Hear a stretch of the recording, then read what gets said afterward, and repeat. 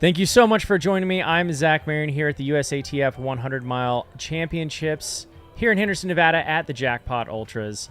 I am graced with the presence of Sierra Degroff, our women's third-place finisher last night. She had a heck of a race. It was fun watching you make your laps. How did that race go for you, and how did you feel about it? I think it went pretty well. It wasn't like necessarily what I had envisioned for myself before the day, but with hundreds you can't really foretell everything that's going to happen ahead of time. It started out a little faster than I had thought. I didn't really have like a goal pace or goal time in mind. Like I had things I'd like to do, but it was more going to be about seeing what everybody else is doing and try to feed off that energy and go with the front pack. And so that ended up being Ashley and I running together. I don't know how many miles. It was at least a marathon. And yeah, we were cruising. Like I went back and looked at my splits and was like, okay, that was a little hot. Like I probably wouldn't redo that, but it was fun. And when you're in the moment and you want to try to go for it, you just hang like as long as you can. And we actually had a similar instance at Badwater this last year, but this time around things weren't, I didn't have the day I wanted, but I still pulled through and wasn't terrible time. So, it happens. I don't know. I had some challenges like with dizziness and nausea during the day. So that was a little rough, but no like mechanical issues really. And yeah, I don't know. It was all right. I mean, you can't say third place at a USATF championship race is just all right. That's pretty fantastic. And to a lot of us, I think we'd be really, really ecstatic with that kind of time. And I know it wasn't the time you wanted, but let's talk a little bit about your race strategy. And I kind of heard you mention that you didn't really have a goal like time in mind. You just wanted to go out and race. Is that what I heard?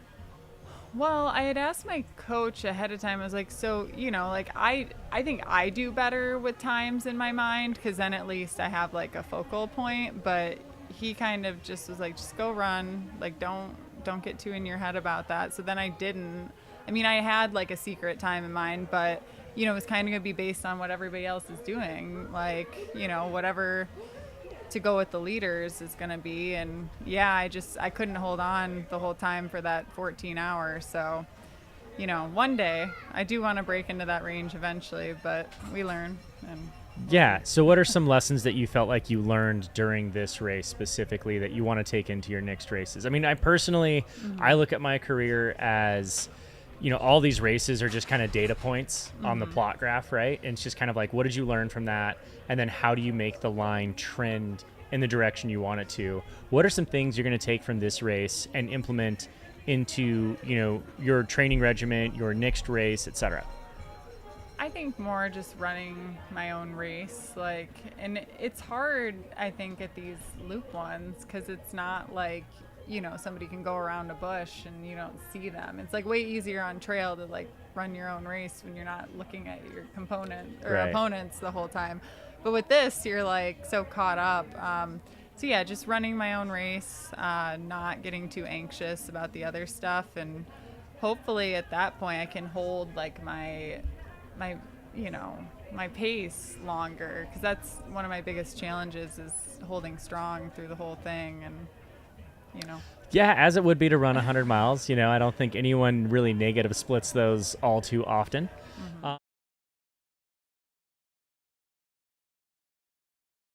We commented quite a bit here on the live feed, and we recognized every lap you guys went through that you guys were just chatting away, and it seemed like you were having a good time.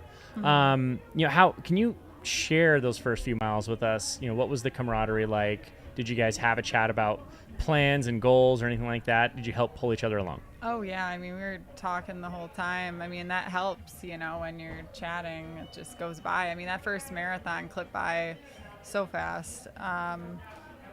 Talked about future race plans, talked about Badwater from last year. She did it the last 2 years and I was out there crewing and pacing, but just we know each other not super well, but through running and stuff. So just got to know each other a little better. So Yeah, that's awesome. That's one of the things I do love about this sport.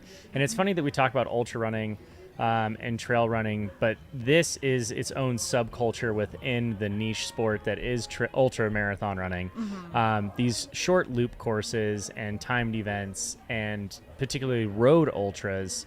It seems like looking through your history, you have a mixture of Bear 100. We just talked about that before we came on. And you've really found yourself at Fat Ox. You found yourself at Desert Solstice here last year, here this year. Are you finding that this is kind of where you want to spend your effort on these looped courses, these timed events, etc.?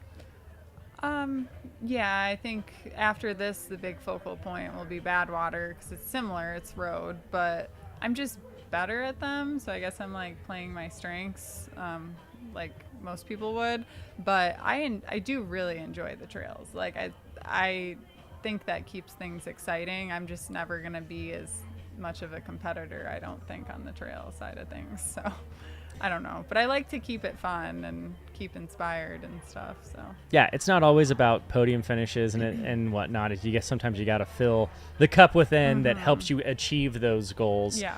What have some of your favorite races been, and what do you look forward to in the future? My favorite races so far, probably Cascade Crest was a really good one. Leadville was really fun. Badwater, I don't think there's anything like it. Like obviously I'm going back again, so I didn't have, I had a little too much fun, I guess. What else?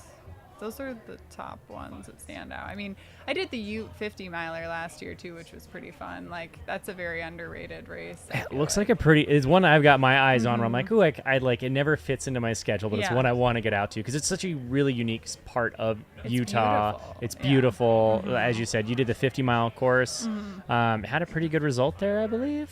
I won. That's what I thought. The course record. So a decent result. A decent result. It was a good day, but like that's where I was a little disappointed to have COVID for Bear, but it happens. Yeah. So you mentioned two races that my partner has done: Cascade Crest and Bear 100. Those are her 200-mile finishes, and she cannot decide which out of the two she likes more. I think she leans toward Cascade. I think Cascade. Yeah, she really appreciated that course. It's the so beauty crazy. of it. Like just the rope section and the tunnel and like just it's amazing. It's so pretty. Like breathtaking. I don't know. I'm a little, as a Utah boy, I'm a little more biased towards Bear 100. I think it's one of the best courses in the country. It is. It's good. And it's perfect. Runnable too for a hard rock qualifier, like super runnable, which is nice. Yeah, exactly. It's a very runnable course. It's beautiful time of year. The leaves changing. I think you guys this year probably got one of the most beautiful years. I mean, I have been out there 9 years, 9 times throughout the years, either racing or crewing or pacing. And this by far was probably the most beautiful year in terms of the deep reds that the maples got were fantastic. So yeah, you got treated to a great year. You really maximized your time out there and enjoyed it from what it sounded like, and just got all the beautiful views. Wasn't the result you wanted, but it was a pretty course at least. Oh, I Am Tough's another one I forgot about. That's a good race. That's too. Actually on Katie's list of the next one she wants to look at. It's a great race. Like it's a 109 miler though. Just tell her that.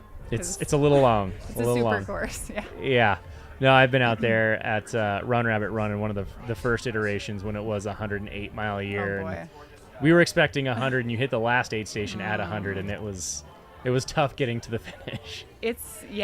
I mean, because our brains, like we say in the beginning, like this is what I'm doing, and then when your watch hits 100, you're like, no, like this can't be. Your brain's decided we're already done. Like, nope, you said 100, it's 100, we're done. The energy shift is so funny too when that happens, like with pacer and runner, and like everybody's just like so angry by the end. Yeah, no, I think we've all been there. So speaking of kind of some mind games, were there any mantras you had out there? Was there anything that you were trying to, we talked to Raj afterwards, and he was, every lap, he was tapping the railing. I did see him doing that, but I didn't really, like when he would cross the bridge, he was kind of like tapping and I was like, maybe he's just trying to like remind himself to stay on the inside of the course, but like I didn't know why he was doing it. Yeah, he said it was purely to just like distract himself and like just do something physically other than running that distracted his mind a little bit. Yeah, and so speaking of staying on the inside of the course, me and Chris were sitting here watching the race, and we noticed that you and Ashley Paulson were running side by side for the first bout marathon. It was about 30 miles you guys ran together. Yeah. And so you guys were making your laps there, and Ashley was staying on the inside of the course, and you running next to her were on the outside. And we just took note of that. Is this maybe a gameplay by Ashley where she was just taking that inside turn and making you take that extra 2 or 3 strides? She did switch with me at one point. Like, she was like, you run the inside for a little bit. But yeah, my crew was even like, hey, like, stay on the inside. And I'm like, well, I try, but like when I'm talking, it's hard. And then like, I don't want to plow through walkers and stuff either. So then I'm like constantly, Right. So. That is one of the challenges of these types of courses when you have so many people on course. Yeah. You are doing a little bit of bobbing and weaving. I know Raj said that he ended up with about 102 miles at the end of it. That's what I had too. Yeah. So it's kind of, I think we add a lot of distance just with people all those. Dodging. It's crazy though, because you wouldn't think that, but I think last year I was long too. Yeah. I mean, you imagine, especially a course like this, it is designed to be exactly 100 miles. It's the minimum amount of mileage you can get is 100 miles if you took all the right inside turns and the smallest steps. But again, that bobbing and weaving, maybe rolling over to your aid station and back, the bathroom stops and whatnot, surprising how much mileage it adds to your day at the end of the day. What are some things that you would like to share in terms of maybe advice for anyone who wants to get into these loop courses or these more road heavy? I would say this is not exactly a flat course, but the flatter road running courses. What kind of advice would you give someone? You say you found your niche here and you want to kind of lean into this. What advice do you give? I mean, I think they're a great option for somebody.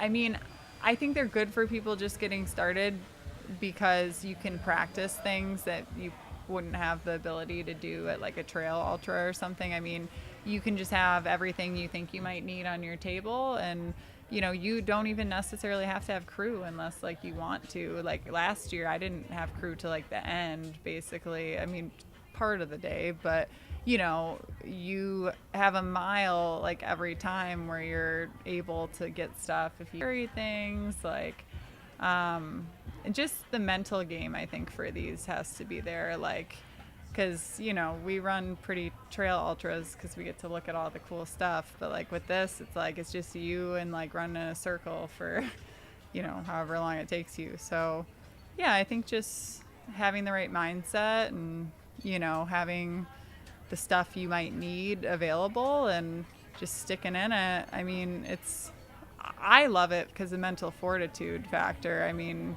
like I said, you don't have all these external like stimulators like trail running or whatever. So I don't know. Sorry if I'm scatterbrained. I'm still a little tired. You're a little tired. You did just run 100 miles. I only have a couple more questions for you. One question, this is a little bit less about running and performance and more about who Sierra Degroff is as a person. What makes you you, and why did you gravitate towards this sport? Well, like growing up, I always did sports, mostly like running towards the end of high school, and stopped volleyball and the other stuff. But yeah, I don't know. It's funny because I was like resistant to it at first, but my parents like talked me into cross country. So I guess here we are.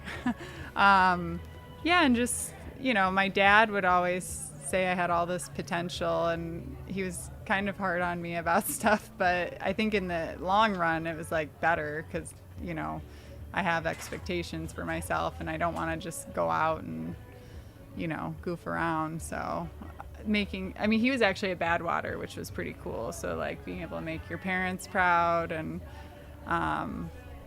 I don't know. I guess the running thing, it just became a really nice transition into adulthood to keep an activity and stay healthy. And I started as a marathon runner and then moved out here from the Midwest, and then it kind of transitioned into ultra running because that's what everybody does out here. So easy to fall into it, right? Yeah. So you have some incredible results under your name, especially recently at Fat Ox and Desert Solstice. You've had, obviously, your Ute 50-mile win. So I think you've given your parents quite a bit to be proud of. Where do we get to see you next? What is on your schedule for the rest of the year? Badwater is the next, like, actually scheduled race, and I just found that out, like, 2 weeks ago. I might try to throw something in between, but got to figure that out. I just wanted to wait to make sure before I did that. Hopefully Solstice. I mean, I haven't signed up yet, but I'd like to go back and get hopefully a PR at that. I'm thinking more towards the 100 mile though, not so much the 24. And then maybe Javelina. I'm waiting till after Badwater to kind of make a decision on that one, but I'd like to go for the 100 there, so we'll see. See how the body feels and make some decisions. Yeah. Well, Sierra, it was a pleasure chatting with you. Thank you for letting the audience get to know you a little bit more. We look forward. Can I say one more thing? Yes, too, when please you're go done? for it. Okay. Go for it. I want to thank the Vegas community. There were so many of you out here yesterday, if you're watching, and I didn't even know half of you were going to be here, but it means a lot, and you guys are great. And also my all-star Badwater crew and Pacers. You guys are amazing. Practice happened yesterday, so that was cool. But anyways. Yeah, no, thank you for that. Thank you for sharing that. We look forward to seeing you out on the roads and on the trails, hopefully at Badwater and a few other things in between. I think we would love to see you at Desert Solstice because there is going to be a crew there. I'm ready to sign up. I'm telling you. I think I know a guy. Maybe we'll make something happen. Again, Sierra, thank you so much for talking with us and for taking the time. Go rest, recover, and we will see you down the road. Sounds good.